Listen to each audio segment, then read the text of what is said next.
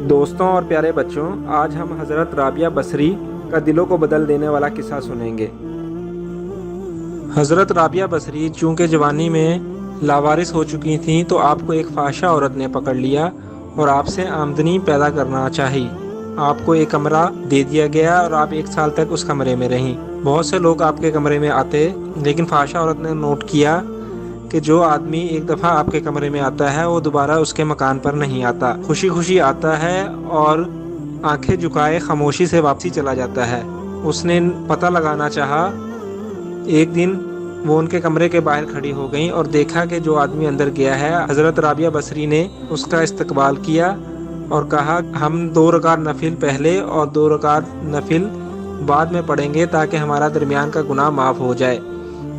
جیسے ہی وہ آدمی آپ کے ساتھ مصلی پر 2 رکعت نماز پڑھنے کے لیے کھڑا ہوا، آپ نے اللہ سے دعا کی کہ یا اللہ، میں اس غافل بندے کو تیرے در پر لے آئی ہوں، آگے تو جانے اور تیری ہدایت جانے۔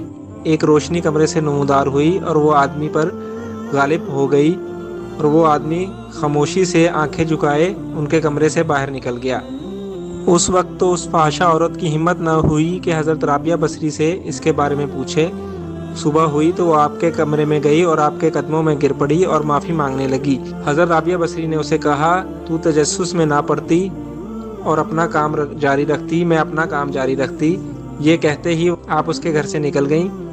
کہتے ہیں کہ اس سال بے ہدایت لوگوں کو ہدایت نصیب ہوئی اور بہت سے لوگ ولی کامل بن گئے۔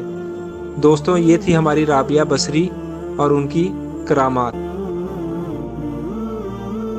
دوستوں، اگر آپ کو ہماری ویڈیو پسند آئی ہے تو ہمارے چینل کو لائک کریں، سبسکرائب کریں اور ہماری ویڈیوز کو شیئر کریں۔